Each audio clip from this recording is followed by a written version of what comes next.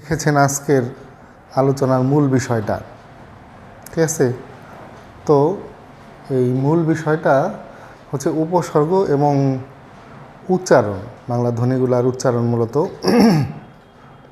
এখন উপসর্গ আলোচনা তো একবারে সহজ একটা বিষয়, এটাতে আমার কথা বলার মতো তেমন কিছু নাই। কিন্তু যারা কিছুদিন আগেও অর্থাৎ মনে করেন যে গত 2-1 বছরের মধ্যে পাশ করছেন, তাদের কাছে একটা বিষয় মোটামুটিভাবে নতুন, সেটা হচ্ছে গিয়া উচ্চারণ।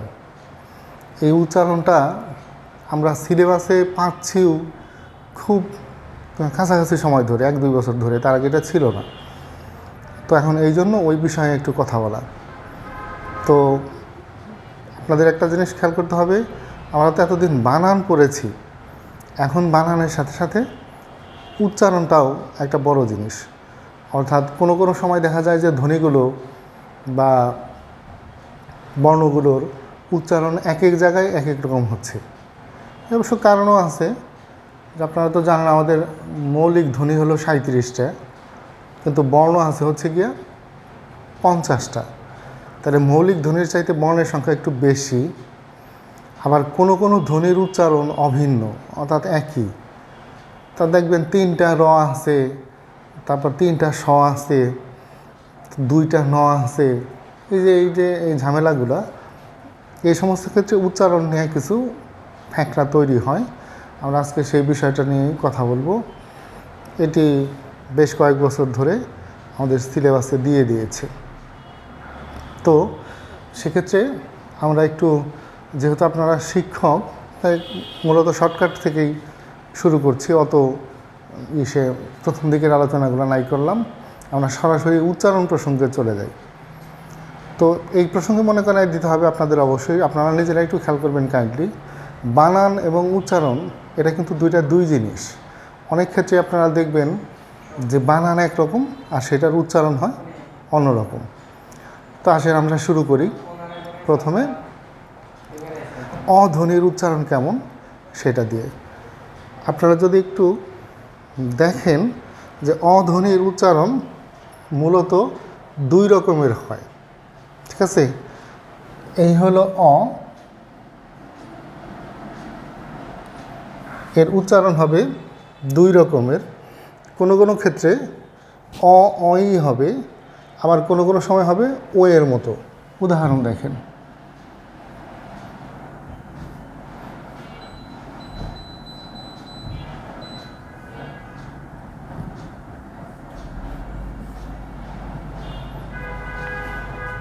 সোহেল,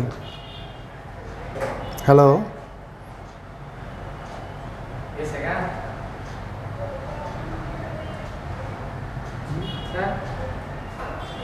এটা কি জানে এসে বিরক্ত করতেছে, মেসেজ বারবার আসতেছে।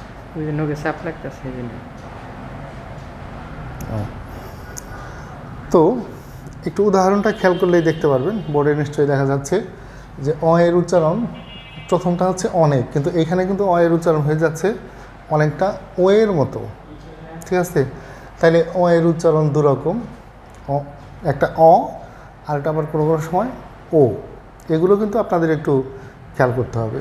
এখন কখন অ হয় কখন ও হয়, এর জন্য অবশ্যই জানেন কিছু নিয়ম আছে, যে পাশের ধ্বনির কারণে অনেক সময় অটা ও হয়ে যায়। অর্থাৎ আপনি যে প্রথম ধ্বনিটা সংবৃত হয়, তারপরের ধ্বনিগুলোও যদি হয় সংবৃত, তাহলে সব কিছু মিলে স্বরসংগতি হয়ে উচ্চারণ হয় সংবৃত ও এর মতো। এই বিষয়গুলোতেও আপনাদের যদি আরও মানে নবম দশম শ্রেণীর বইতে দেখবেন একটা ছোট্ট আলোচনা দেওয়া আছে। তো ওইটা যদি না হয়, আরও ডিটেল দরকার হয়, পরে যখন সামনাসামনি ক্লাস নেব আমাকে বললেন, আমি আপনাকে ওই নোটগুলো বা রুলসগুলো আপনাকে দিতে পারবো, ঠিক আছে? অথবা ওটা একটু পরে যদি লাগে আমরা আপলোড করে দেবো, আপনারা ওইখান থেকে দেখে নিন, তাহলেও হবো, যেমন খুশি। আচ্ছা, তাহলে অ এর উচ্চারণ 2 রকম, কোনো সময় অ হয় কোনো সময় ও হয়। এখন এই বিষয়ে কিন্তু উচ্চারণগুলো বাচ্চাদের শেখাইতে হবে। যেমন ধরেন প্রশ্নটা থাকে এরকম, যে এই যে অতি, এই শব্দের অ উচ্চারণ কেমন, ঠিক আছে? সেক্ষেত্রে অ উচ্চারণ কিন্তু এই যে এরকম হবো,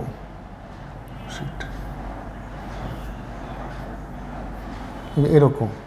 অর্থাৎ অ উচ্চারণ হব এই যে এরকম ও এর মতো, অর্থাৎ অতি উচ্চারণ হবে হলো এইটা। এরকম উচ্চারণের জন্য অনেক ক্ষেত্রেই দেখবেন এরকম সমস্যাটা হচ্ছে। তারপর থাকে হলো আ।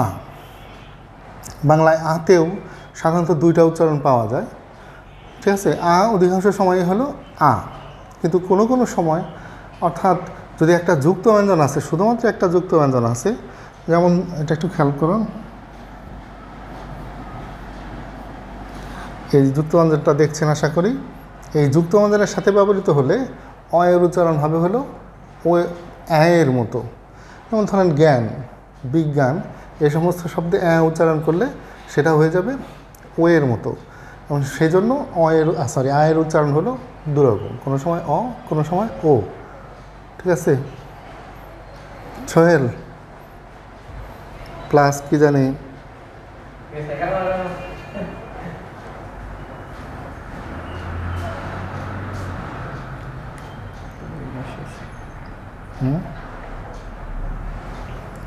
এইভাবে ধরবে, ফোন করবো না, এই নখ দিয়ে এই করে ধরবে।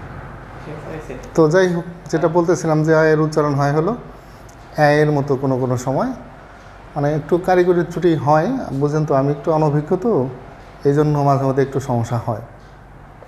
যাই হোক, তো তাইলে আ এর উচ্চারণ দুটি হয়, একটা আ আর কোনো কোনো সময় হয় এর মতো।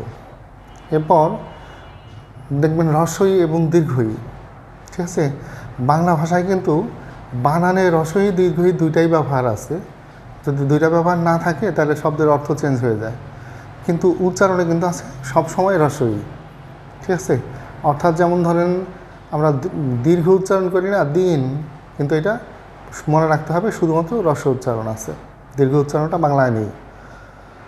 তারপর রস্য ও দীর্ঘ, এ দুটার বেলায়ও বলা যায় যে বাংলায় রস্য ও দীর্ঘর স্পেসিফিকলি দীর্ঘটা উচ্চারণ হয় না, বাংলায় সবসময় হলো রস্য উচ্চারণ হয়।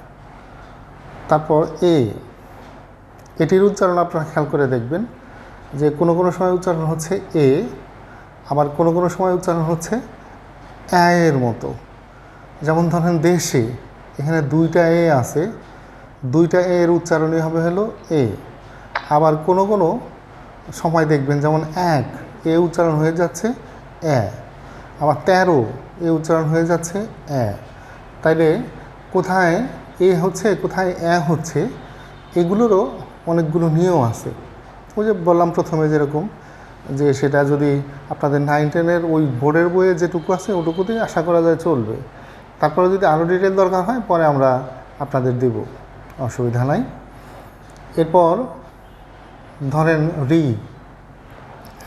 আমরা যে ঋণ, তৃণ এই সমস্ত বানানোর যে রি ব্যবহার করি, ওরা মনে রাখেন যে ওটার উচ্চারণ হলো বৈষ্ণবরাশিকার রি, অর্থাৎ সঠিক ইংরেজি রি, সেটার উচ্চারণ বাংলায় একবারেই নেই। তারপরে ও, বাংলার উচ্চারণ সবসময় ওই হয়, এটার উচ্চারণ আর অন্য কিছু হয় না। কিন্তু ও যেটা, ওটা একটা দ্বিস্বরধ্বনি। ওই এবং ও, ওই দুইটা হচ্ছে দ্বিস্বরধ্বনি। এগুলো ভেঙে বিশ্লিষ্ট করে